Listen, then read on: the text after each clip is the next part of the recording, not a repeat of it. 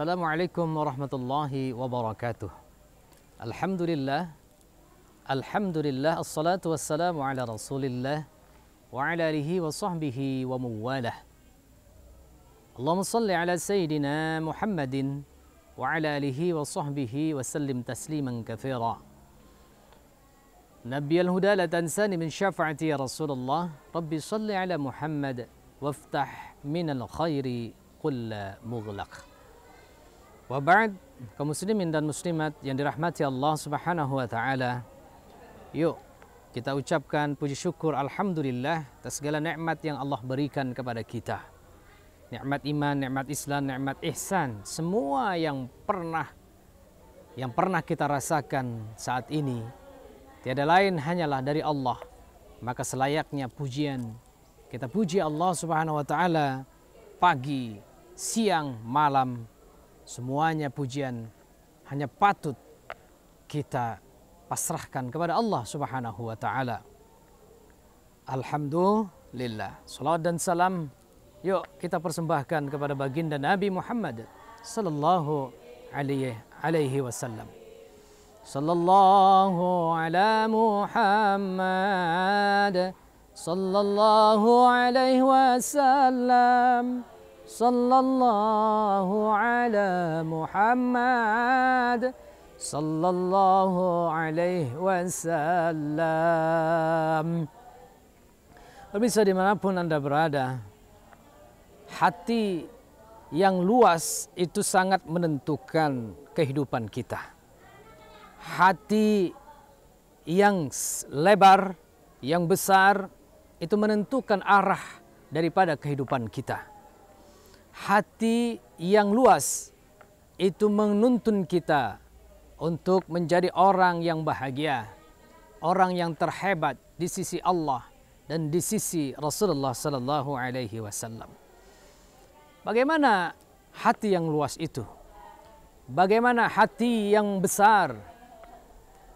Bagaimana hati yang tak pernah merasa sempit, yakni hanya dimiliki oleh orang-orang yang pertama adalah amanu, yakni yang beriman kepada Allah Subhanahu wa taala. Orang yang beriman kepada Allah Subhanahu wa taala tidak hanya dia ungkapkan asyhadu an la ilaha illallah wa asyhadu anna Muhammadar Rasulullah. Diakui Allah sebagai Tuhannya. Diakui Nabi Muhammad sallallahu alaihi wasallam sebagai nabinya. Tapi menjadikan Allah, menjadikan Rabbi, menjadikan Allah Subhanahu wa taala azza wa jalla, yakni pegangan hidup, yakni menjadi tempat bergantung, bukan bergantung kepada siapapun. Qul huwallahu ahad, Allahus samad, lam yalid wa lam yulad wa lam yakul lahu kufuwan ahad. Surah Al-Ikhlas inilah tempat kita berpijak. Inilah tempat kita bergantung Allah Subhanahu wa taala. Dalam surah itu kita katakan Allah itu ahad. Allah itu satu. Qul huwallahu ahad, Allahus samad. Allah lah tempat tujuan kita. Ilahi anta maqsudi wa ridhaka matlubi. A'tini mahabbataka wa ma'rifatak. Ilahi, wahai Allah, anta maqsudi, engkaulah yang kami tuju. Wa ridhaka matlubi, ridhamu yang kami inginkan. Wa ridhaka matlubi, a'tini mahabbataka wa ma'rifatak. Ya Allah, datangkan kecintaan dan kenal dengan pian hanya dengan hati yang luas. Hadirin yang dirahmati Allah Subhanahu wa taala, kalau Allah tempat kita bergantung, kalau Nabi kita Muhammad sallallahu alaihi wasallam tempat kita mencintai, maka tidak ada alasan kalau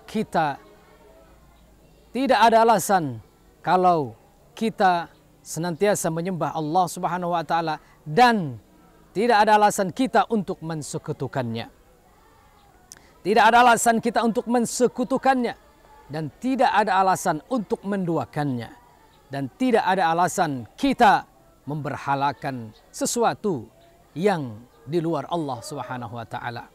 Kadang-kadang kita tidak selaras dengan apa yang diucapkan. Mulut kita beriman kepada Allah Subhanahu wa taala, tapi kelakuan kita, pribadi kita, hati kita menggantungkan kepada selain Allah. Kalau engkau yang berhati lapang, berhati luas, syaratnya engkau totalitas menggantungkan kepada Allah Subhanahu wa taala segala urusan. Kau bergantung kepada yang punya jabatan. Jabatan paling lama 10 tahun. Betul. Kau bergantung kepada harta. Harta hanya sebentar. Harta ada masanya. Harta akan musnah. Kau bergantung kepada selain Allah, bergantung kepada orang kaya, uangnya habis, maka selesailah dan tamatlah engkau. Maka pergantungan kita yang abadi hanyalah Allah Subhanahu wa taala. Biasanya orang yang bergantung kepada manusia, hatinya akan merasa sempit. Kenapa demikian? Ketika yang digantunginya, ketika orang yang tempat mengadu itu sirna, itu tidak ada, meninggalkannya, punah, selesai masa jabatannya, selesai masa kontraknya, maka orang yang tidak hatinya luas, sempit, dia akan menangis, dia akan kecewa, dia akan meronta-ronta, dia akan frustasi, dia akan stres. Kenapa? Karena dia merasa apa yang dimilikinya itu milik dia. Apa yang diusahakannya karena usahanya. Apa yang berada di sekitarnya karena miliknya. Sehingga karena miliknya dia akan merasa bahwa yang dimilikinya ini adalah harus punya saya dan tidak boleh berpindah kepada yang lain. Ini mengakibatkan hatinya sempit dan tidak akan merasa lapang. Jadilah seperti orang parkir. Juru parkir coba kita lihat. Dia punya lahan parkir luas. Semua mobil dititipkan kepadanya. Dari mobil termurah sampai mobil Alphard. Dari Jaguar sampai Alphard. Kendaraan dari merek yang termurah sampai merek yang termahal. Dari sepeda roda 2 sampai roda 4 dititipkan kepada dia. Dia tidak bangga. Dia biasa-biasa saja. Semua harta mobilnya dia miliki sementara itu. Tapi tidak dia sombong. Begitu yang empunnya mengambilnya, dia tidak sakit hati. Silakan ambil. Begitulah orang yang berhati lapang. Ketika dia dititipi harta, ketika dia dititipi jabatan, ketika dia dititipi amanah. Amanah menjadi seorang istri, amanah menjadi seorang suami, amanah menjadi seorang bapak, amanah menjadi seorang anak. Dia merasa yang di sekitarnya adalah bukan miliknya, tapi hanya titipan sementara. Kalau titipan sementara, maka ada yang menitipi. Siapa yang menitipi? Dialah Allah Subhanahu wa taala, tempat kita mengadu, tempat kita bersandar, tempat kita mengeluh, tempat kita memohon solusi setiap masalah kita. Jadi syarat yang pertama ini penting karena pondasi kita. Maka dalam Al-Quranul Karim, setiap amaliyah kehidupan kita, setiap aktivitas kebaikan kita selalu didahului dengan amanu, beriman kepada Allah Subhanahu wa taala, baru diikuti dengan amal. Amal inilah yang menghantarkan kita menuju hati yang lapang. Dan pondasi iman ini penting. Coba contohnya amal puasa. Siapa yang dahulu disebut? Yakni orang-orang yang beriman. Amanu kutiba alaikumussyam. Beriman engkau baru mengamalkan puasa. Apalagi dalam surah Al-Asr. wal 'ashr innal insana lafi khusr illa alladziina amanu wa 'amilus shalihat. Orang itu tidak akan merugi selama dia punya syarat. Satu, amanu. Yang kedua, wa 'amilus shalihat. Dan orang-orang di surga nanti juga akan berbahagia karena dia beriman dan beramal soleh.